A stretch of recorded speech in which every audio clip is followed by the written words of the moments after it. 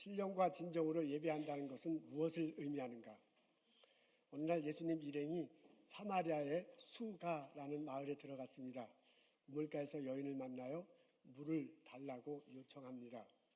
내가 생수를 줄 수 있다라고 예수님이 말씀하시고요. 그리고 여인의 가족사에 대해서 이런저런 대화도 나누십니다. 여인이 예수님에게 물어봐요. 우리는 이곳에서 예배를 드리는데, 그곳에 그리심산이라고 있거든요. 이곳 그리심산에서 예배를 드리는데 남쪽의 사람들은 예루살렘에서 예배를 드려야 한다니 어느 곳이 옳습니까? 예수님께서 대답해요. 이것도 아니고 저것도 아니고 신령과 진정으로 예배하는 때가 올 것이다. 사마리아 여인이 명쾌하게 이 대화를 듣고서도 이해하지 못한 듯합니다. 그래서 중얼거려요.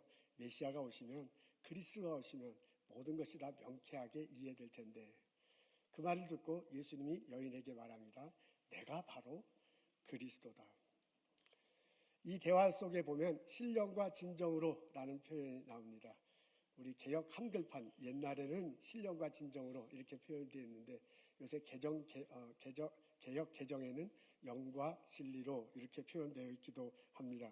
근데 옛날 표현이 우리들이 익숙해져서요. 오늘은 옛날 표현대로 하도록 하겠습니다. 예수님이 신령과 진정으로 예배드릴 때가 온다라고 그렇게 말했거든요. 그 신령과 진정으로 예배드린다는 것이 무엇을 의미하는가? 오늘 여러분들과 나누고 싶은 주제입니다. 첫째, 신령과 진정으로 예배한다는 것은 신실한 마음으로, 진실한 태도로 예배를 드리는 것을 의미합니다. 23절에 보면 이렇게 표현되어 있어요. 지금 앞에 있는데 우리 다 같이 읽겠습니다. 시작. 아버지께 참으로 예배하는 자들은 신령과 진정으로 예배할 때가 오나니 그랬어요. 중간에 예배하는 자들, 우리를 말하는 거죠. 예배하는 자들라고 해놓고 그 앞에는 참으로라는 말이 나오고요. 그 뒤에는 신령과 진정으로라는 말이 나옵니다. 둘 다 예배하는 방법에 관한 것을 쓰여져 있습니다. 그러니까 앞도 뒤도 똑같은 방법을 말한 것이니까 같은 뜻으로 해석할 수 있습니다. 우리가 일상생활에서 참으로라고 그렇게 말할 때는요, 참으로 혹은 참되게, 어떤 번역에는 참되게라고 이렇게 되어 있는데, 참으로 참되게라고 말할 때는 대체로 우리가 상식선에서 볼 때는 신실한 마음, 진실한 태도를 말합니다. 내가 이 사람을 참으로 대하면 신실한 마음도요, 태도도 진실한 태도로 대할 때 참으로 대한다라고 그렇게 말합니다. 이런 일상생활의 의미를 되살려서 이것을 해석하자면 이렇게 될 수 있습니다. 신령과 진정으로 예배한다는 것은 마음에 있어서 신실하게, 태도에 있어서 진실하게 예배하는 것이구나. 이런 식으로 받아들일 수 있다 그 말입니다. 우리가 예배를 드릴 때 마음속에서 신실하게, 태도에 있어서 진실하게 예배를 드린다면 그것은 신령과 진정으로 예배드리는 한 방법이 될 것입니다.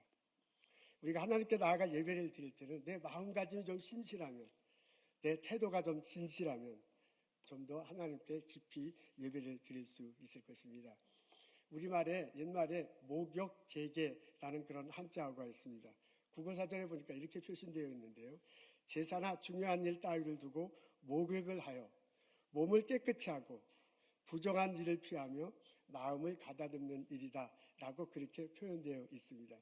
우리 조상들은 무슨 큰일이 있으면 혹은 예전에는 제사를 드렸잖아요. 제사를 드렸으면 목욕을 했습니다. 그래서 목욕을 이렇게 딱 함으로써 마음을 좀 가다듬고 좀 몸을 좀 깨끗이 하고 바른 자세로 제사를 드리거나 혹은 큰일을 치르곤 했었습니다. 우리에게는 이런 전통이 있고요. 우리 한국 사람에게는 이런 피가 우리에게 흐르고 있습니다. 맥락은 다르지만은 똑같은 의미는 아니지만은 이렇게 큰일을 앞두고 있을 때 목욕 제기한다는 마음가짐, 그런 삶의 태도는 우리에게도 의미 있게 다가옵니다. 하나님께 나올 때 목욕 제기한다는 그런 마음가짐과 그런 태도를 가지고 예배하면 얼마나 좋겠습니까? 우리는 하나님이 이 세상을 만드신다고 그렇게 고백합니다. 그 하나님이 나의 삶을 주관하신다고 그렇게 고백합니다. 우리를 만드시고 이 세상을 만드시고 주관하신 그분 앞에 나올 때 목욕 제기하는 마음가짐으로, 목욕 제기하는 그런 태도로 우리 일상생활에 표현하자면 신실한 마음과 진실한 태도로 나와 예배를 드리는 것이 참 좋을 것입니다. 이런 자세로 예배를 드리는 것이 신령과 진정으로 예배를 드리는 한 자세가 될 것입니다. 예배를 드리기 전에, 오늘은 무슨 특별한 상황이 있어서 오늘 좀 적게 나왔지만은, 예배를 드리기 전에 내일은, 그러니까 토요일 날부터 내일은 예배를 드리는 날과 하나님께 나아가 예배를 드리는 날이구나 하고 마음가짐을 하고 삶의 자세를 다독이면 얼마나 좋겠습니까? 제가 어렸을 때 보면 그 예전에 권사님들, 장로님들 보면 토요일부터 아주 내일은 예배 날이다, 거룩한 날이다 이렇게 말하고 생활 태도를 좀 조심하려고 했습니다. 그리고 옷도 미리 내일 입고 갈 옷을 이렇게 빨아놓고 그러기도 하고요. 심지어 어렸을 때 들어보니까 어떤 권사님들은 그 헌금 드릴 때 헌금도 데린다 뭐 이런 부흥회 때 그런 얘기도 들었는데 참 우습게 지나갈 거지만 그 마음가짐은 참 중요하게 생각됩니다. 예배 전에도요, 예배 시간 됐을 때 딱 들어와서 막 들은 것도 와주시면 감사하죠. 예배 드리는 게 얼마나 감사해요. 같은 교회 신앙생활하는 게. 그것도 좋지만은 예배 전에 5분 전에 10분 전에 와서 마음을 가다듬고 같이 찬양하고 내가 하나님께 나아간다라는 그렇게 마음가짐과 삶의 태도를 나누면 훨씬 더 좋을 것입니다. 예배를 드릴 때도 좀 하나님께 내가 예배 드린다는 그런 마음 태도를 가지고 예배들을 참석하면 훨씬 더 좋을 것입니다. 신령과 진정으로 예배를 드린다는 것이 무엇인가 오늘 여러분들과 나누고자 하는 주제인데요. 첫 번째, 신실한 마음과 진실한 태도로 예배를 드리는 것이 신령과 진정으로 예배를 드리는 한 모습이 될 것입니다. 두 번째는 예수 그리스도를 통해 내가 예배 드린다고 고백하고 예배를 드리는 것이 신령과 진정으로 예배하는 태도입니다. 우리 사마리아 여인이 예수님을 만나는 장면, 지난주와 이번 주에 걸쳐서 읽고 있는데요. 예배에 관한 내용은 오늘 우리가 읽은 부분에 나옵니다. 20절, 요한복음 4장 20절과 25절에 나옵니다. 거기에 나와보면 우리가 이것이 익숙하기 때문에 얼른 이해가 되는 것 같은데 자세히 보면 말이 자꾸 바뀌기 때문에 이해하기가 쉽지 않은 것이 이 본문입니다. 20절에 보면 여인이 장소, where, 요것을 20절부터 25절을 육하 원칙에 따라서 이렇게 분석해 볼 수 있습니다. 여인의 관심은 장소예요. where. 그래서 예수님한테 물을 때 우리는 이 그리심산에서 예배를 드리는데 다른 사람은 예루살렘에서 예배를 드려야 된다니 이곳에서 예배를 드리는 게 맞습니까? 저곳에서 예배를 드리는 게 맞습니까? 그래서 이분의 관심은 where, 장소에 대해서 물어봤습니다. 그랬더니 예수님이 21절에 대답을 하는데요. where에 대해서 물어봤으니까 장소에 대해서 얘기하면 될 텐데 실제로 예수님은 when으로 대답을 합니다. 이것도 아니고 저것도 아니다. 신령과 진정으로 예배할 때가 온다라고 그렇게 대답을 하십니다. 그래서 여인은 왜 장소가 문제다라고 장소에 대해서 궁금해서 물어보는데 예수님은 장소가 아니고 때다라고 그렇게 대답을 하십니다. 22절에 보면 what 내용으로 대답을 합니다.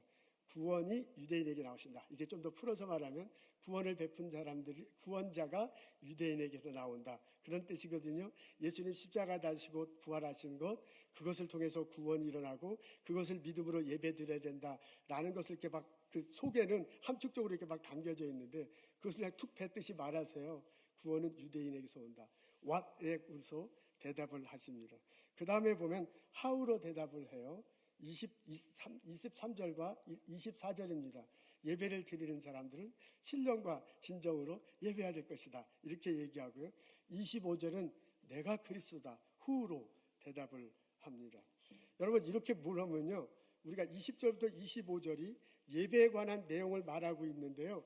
우리가 다 아는 것 같지만은 이렇게 분석해 놓으면 여인이 헷갈리는 게 당연합니다. 여인은 왜요? 장소로 물어봤는데 예수님은 when으로 대답하시더니 느닷없이 갑자기 what, 구원에 대해서 얘기하고요. 느닷없이 how, 방법에 대해서 얘기하고요. 느닷없이 그것보다도 더 중요한 것이 who, 누구냐다라는 식으로 막 대답을 해요.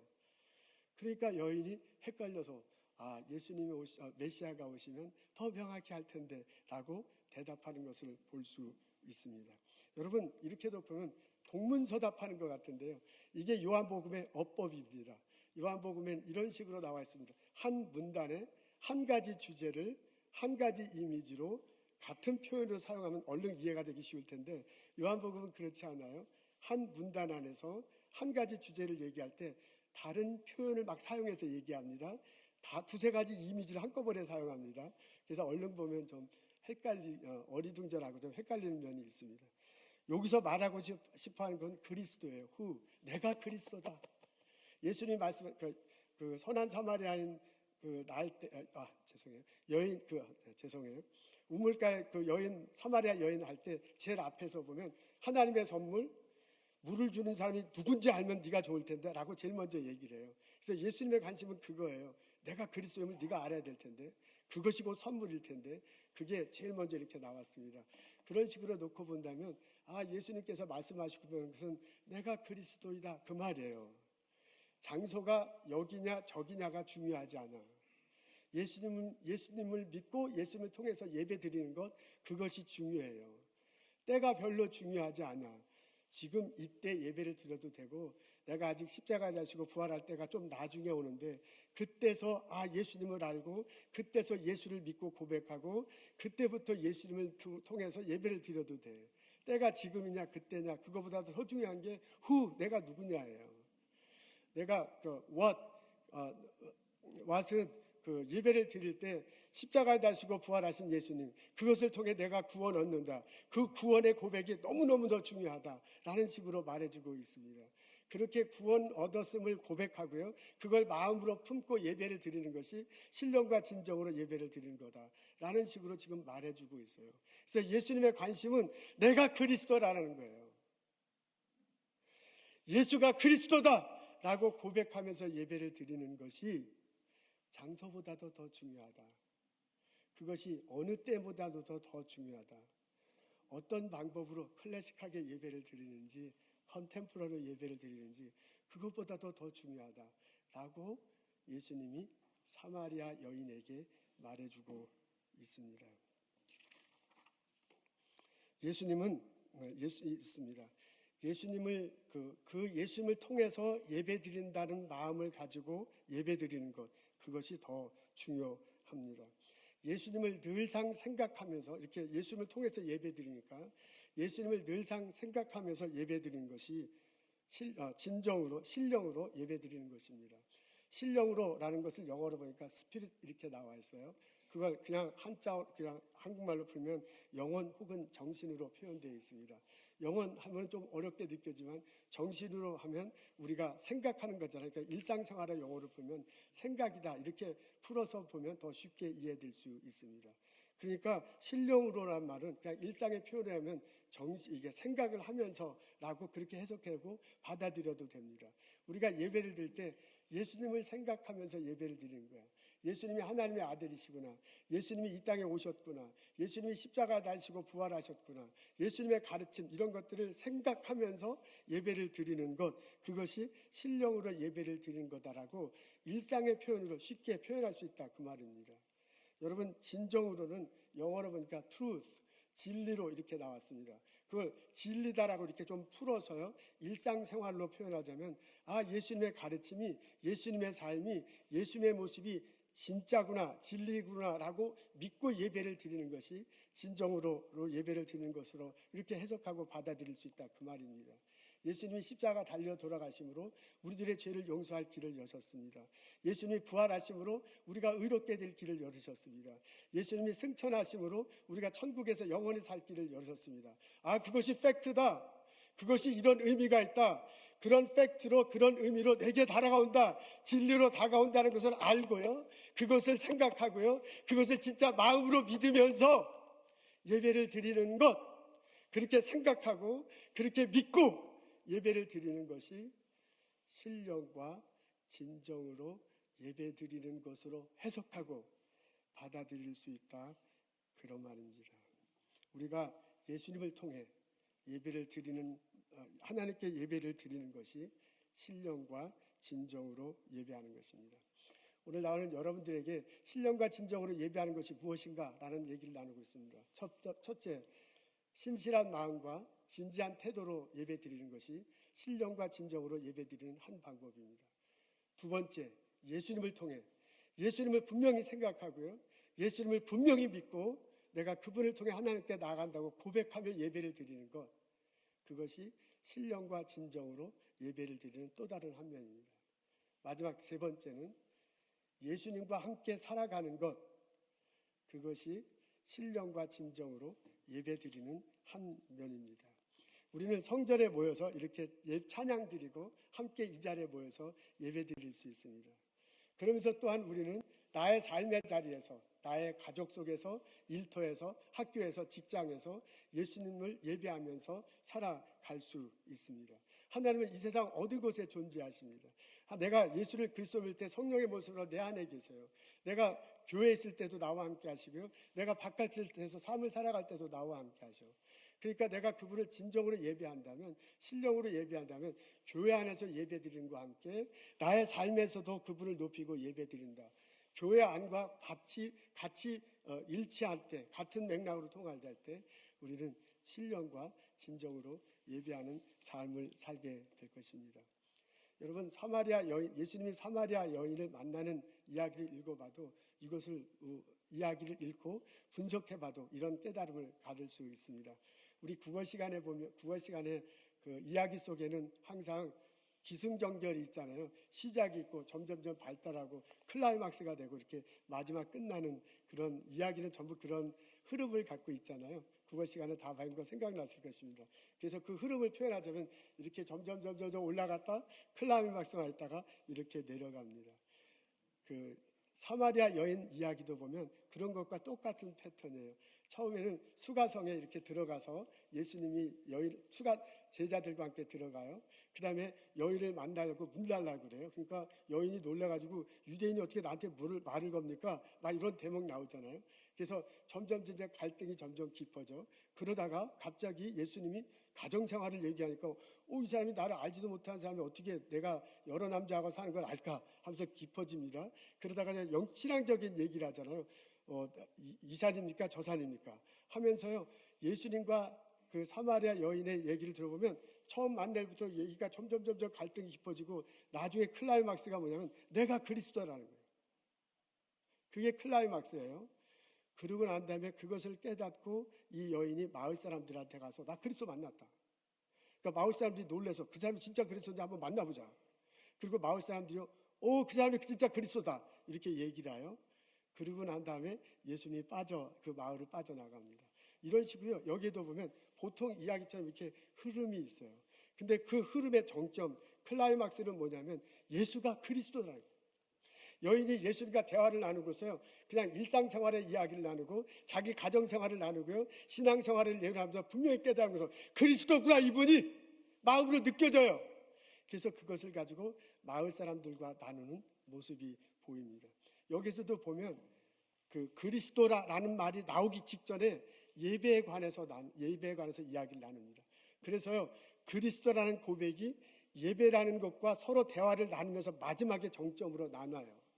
그래서 이 앞에 지금 표시되어 있는데 이런 식으로 사마리아 여인의 이야기를 읽고 쭉 이렇게 펼쳐보면 정점에 이르는 것이 예배와 그리스도라는 것을 알 수 있습니다.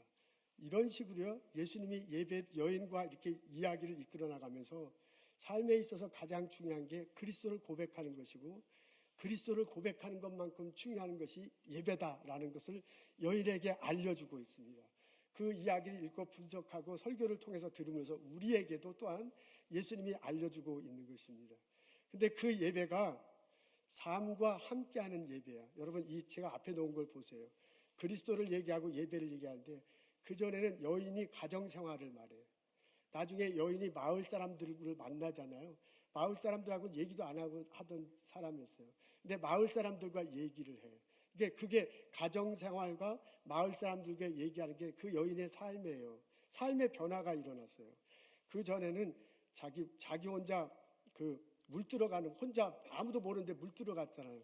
근데 예수님을 만나고 예배를 드리고 난 다음에 마을 사람들과 같이 얘기를 해요. 그리고 마을 사람과 더불어 같이 살아. 그 전에는 자기도 예수 몰랐는데 자기도 예수를 알게 되고 마을 사람들 예수를 알게 되고 같이 더불어 삽니다. 여러분 느껴지시죠? 이 마을의 한 장소였는데 예수를 모르던 사람들이 그 마을에 살던 사람들이 서로 얘기도 안 하던 사람들이 나중엔 서로 예수를 그리스도로 고백하고 그리고 같이 그리스도하고 살게 된다는 겁니다. 그 중심에 예배가 있다는 것입니다. 그 말은 뭐냐면 예배는 삶과 떨어져 있으면 안 된다는 거예요. 삶과 함께 삶의 한복판에 그리스도가 고백되고 예배가 드려져야 될 때 정말 신령과 진정으로 예배 드린다는 것을 우리에게 알려주고 있습니다. 여러분, 이 원리는 우리들 삶에서도 우리들 신앙생활에도 그대로 적용될 수 있습니다. 아니, 적용되어야 할 것입니다. 우리는 예수님과 함께 살아가면서 예수님과 함께 살면서 그곳에서 예수님을 통해서 예배를 드려야 될 것입니다. 내 삶 속에서 예수님이 나의 구세주임을 고백하며 삽니다. 내가 삶 속에서 그리스도의 가치를 생각하고 실천하면서 살아갈 수 있습니다. 그 예수님이 이 땅에 세우고자 하는 하나님 나라가 있어요. 내가 그분의 가치대로 살아가면서 이 땅에 하나님 나라를 같이 세운다라고 고백하면서 살아갈 수 있습니다. 그래서 나의 삶을 통해서 예수님이 드러나야 돼요. 나의 삶을 통해서 예수님이 전해져야 돼요. 내 삶의 그 열매들이 나뿐만 아니라 이웃들에게 나눠줘야 돼요. 그래서 이것을 통해서 하나님의 나라가 세워지고 이것을 통해서 하나님의 영광이 드러나야 할 것입니다. 그렇게 살아갈 때 내가 예수를 진정으로 믿는 것이고 그리스도를 고백하는 것이고 그렇게 살아갈 때 나의 삶에서 예배를 드리면서 살아가는 것입니다. 나의 삶에서 그리스도를 고백하고 예수님을 높이며 살아가는 내가 될 때, 우리가 될 때 우리가 진정으로 신령과 진정으로 예배하는 자들이 될 것입니다. 이런 예배자들이 우리 모두가 이런 예배자들이 되기를 주님의 이름으로 축원합니다. 여러분, 김천수 군은 청년부 회원입니다. 신앙 좋고 장래가 촉망되는 청년이야. 그래서 주일날은 꼭 교회에서 예배를 드려야 되는데 그때 하필이면 편의점 그 순서가 일하는 순서가 됐습니다. 그래서 오후에 그 편의점에서 일하게 됐어요. 그래서 어떻게 할까 고민하다가 아침 일찍 일부 예배를 드리고 편의점에 가서 일을 하기로 했습니다. 일부 예배 진정으로 드렸습니다. 기쁜 마음으로 편의점에 갔습니다. 그래서 하나님께 예배 드리는 마음으로 살아야지 하고 편의점에 가서 아르바이트를 했어요. 드디어 첫 번째 손님이 왔습니다. 그 손님한테 꾸벅 인사하면서 이렇게 얘기했다는 거라니까. 주님 어서 오십시오. 무엇을 도와드릴까요? 이 정도까지는 아니지만은 내가 교회 안에서 정말 신령과 진정으로 예배드렸다면 나의 일터에서 나의 삶에서 그 예수가 드러나고 그 예수님을 높이면서 예배하면서 살아가는 자가 되어야 될 것입니다. 그렇게 살 때, 예수님과 함께 살아갈 때 나는 신령과 진정으로 예배하는 자가 될 것입니다. 오늘 우리들의 주제는 신령과 진정으로 예배하는 것이 무엇을 의미하는 겁니다. 하는가 합니다. 첫 번째, 신실한 마음과 진실한 태도로 예배를 드리는 거다. 두 번째, 성전에서 예수님을 통해 예배 드린다는 분명한 생각, 그런 고백을 가지고 예배 드리는 것입니다. 세 번째, 나의 삶에서 예수님과 함께 살아간다라고 고백하면서 살아가는 것입니다. 그렇게 될 때 우리가 신령과 진정으로 예배하는 예배자가 될 것입니다. 날마다 예수님을 신령과 진정으로 예배하고 하나님을 높이며 살아가는 나와 여러분 되시기를 주님의 이름으로 축원합니다. 우리 아멘이 좀 더 세지면 제가 좀 신이 날 것 같습니다. 우리 코로나 바이러스 걸린 사람 아무도 없는데 이렇게 목소리가 약간지 한번 좀 세게 아멘하면 더 감사하겠습니다. 아니, 타이밍이 좀 있다가 장로님. 신실한 마음으로 진실한 태도로 교회 안에서는 예수 그리스도를 통해 교회 바깥에서는 예수님과 함께 예배 드릴 때 신령과 진정으로 예배하는 자가 될 것입니다. 그런 나와 여러분 되시기를 주님의 이름으로 축원합니다. 아멘. 이제 좀 마음에 듭니다. 우리가 신령과 진정으로 예배 드릴 때 하나님이 우리의 예배를 받으시고 우리에게 은혜를 내려 주십니다. 히브리서를 읽어보면 예수님이 대제사장의 역할을 한다라고 말하면서 그 예수님을 통해서 하나님께 예배드리자고 권면을 합니다. 우리가 긍휼하심을 받고 때를 따라 주시는 은혜를 얻기 위하여 은혜의 보좌 앞에 담대히 나아갈지다라고 그렇게 권면하고 있습니다. 은혜의 보좌 앞에, 그러니까 우리 성전에 나와서 하나님께 예배를 드리는데요. 좀 담대히 나가서 예배드리세요. 그러면서 뭐라 했냐면 우리가 담대히 나가서 예배를 드릴 때 때를 따라 주시는 은혜가 있다라고 그렇게 말합니다. 성전에서 예배를 드릴 때 그때 하나님께서 우리에게 은혜로 함께 하셔. 그뿐만 아니라 그 예수님과 함께 살아가며 예배 드린다는 마음을 가지고 살 때 나의 필요한 때가 있잖아요. 그 때를 따라 하나님이 보시고 은혜를 주신다고 그렇게 권면하고 있습니다. 그러면서요, 그러면서 우리 식으로 하면 예수님을 통해 예배 드려야 될 것이다. 예수님과 함께 예배를 드려야 될 것이다. 우리에게 권면하고 있습니다. 우리가 신령과 진정으로 예배를 드릴 때 하나님의 은혜가 내에 함께 하십니다. 그 하나님의 은혜가 나와 함께 하셔서 나로 하여금 내 영혼을 새롭게 하십니다. 우리가 신령과 진정으로 예배를 드릴 때 하나님의 은혜가 나와 함께 하셔서 내게 능력을 주시고 나로 하여금 새 것을 보게 하시고 나로 하여금 새 인생을 살아가도록 힘을 주십니다. 하나님의 은혜가 내와 함께 하실 때 내 아픈 것이 고쳐질 수 있습니다. 새로운 은혜가 나와 함께 하실 때가 할 때 내게 맡겼던 일이 풀릴 것입니다. 내게 새로운 은혜로 하나님께서 채워주심을 통해 우리 아들과 딸들이 우리 가족들이 건강하게 풍성하게 살아갈 수 있을 것입니다. 내게 새로운 은혜를 주심으로 나를 통해서 하나님이 전해주고 내게 새로운 은혜를 더하셔서 나의 일터에 놀라운 일들이 벌어질 것입니다. 이런 것들을 꿈꾸며 이런 것들을 소망하며 예배드리는 나와 여러분 되시기를 주님의 이름으로 축원합니다. 아멘. 성경은 은혜 받는 것을 물로 표현을 했어요. 마치 은혜 받는 것을 물 마시는 걸로 표현한 것이 성경 여러 곳에 나옵니다. 우리 목마를 때 물을 마시잖아요. 물을 마셔야 이 목마름이 해소됩니다. 물을 마실 때도 그냥 깨끗한 물이 있고 더러운 물이 있잖아요. 더러운 물을 자꾸 마시면 몸에 좋지 않습니다. 나중엔 아픕니다. 물을 마실 때도 깨끗한 물을 마셔야 됩니다. 그래야 우리 몸도 좋습니다. 물을 안 마시면 죽습니다. 물 없이 그냥 살아갈 수가 없습니다. 물을 반드시 마셔야 됩니다. 그래서 그 물과 하나님의 은혜를 이렇게 비유하여서 말한 것이 참 많습니다. 요한복음 4장에도 요한복음 4장에도 그렇게 사마리아 여인에게 예수님이 접근하신 거예요. 너 목마를 때 물 마시지? 내 영생을 주는 마셔야 된다. 너 영생은 내게 주는 물을 마셔야 될 것이다. 라고 그렇게 예수님이 말해주고 있습니다. 예수님 안에서 우리가 생수를 마실 때 예수님 앞에 예수 그리스도를 통해서 예배를 드리고 예수님과 함께 예배 드리며 삶을 살 때 예수님께서 주시는 생수를 받아 마실 수 있습니다. 여러분 물 중에서 에비앙 프랑스에서 나오는 에비앙 물이 있는가 본데 그게 아마 제일 비싼 듯합니다. 그 에비앙이 동네 이름인가 봐요. 그죠? 스위스하고 프랑스 이 접경 지역에 알프스 산이 있는데 그 알프스 산 기슭에 이쪽 호수 쪽에 에비앙이라는 동네가 있습니다. 거기에서 나오는 물이래요. 거기에 이제 산맥이 있는데 알프스 산맥이 일부분이죠. 거기서 나오는 바닷물을 받아서 이제 마시는 겁니다. 그 광고가 있는데 되나요? 자매님? 네. 그 에비앙 옛날에 한 3, 4년 전에 나온 광고가 있어요. 그 물 광고예요. 제가 에비앙에서 돈 받은 건 없습니다. 근데 이 물 광고가 재밌으니 한번 보면 좋겠습니다. Let's observe the effect of Evian on your body.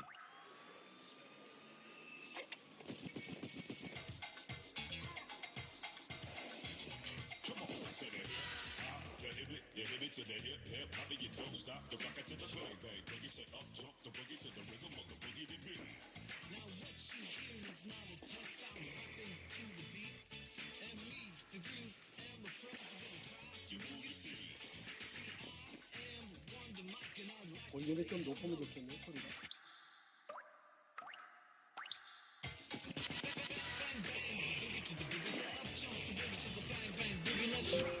You don't stop. Rock the rhythm that'll make your body rock. What's so for you? A voice is gonna put two friends above. And next on the mic is my man Hank. Come on, come and sing that song, that song.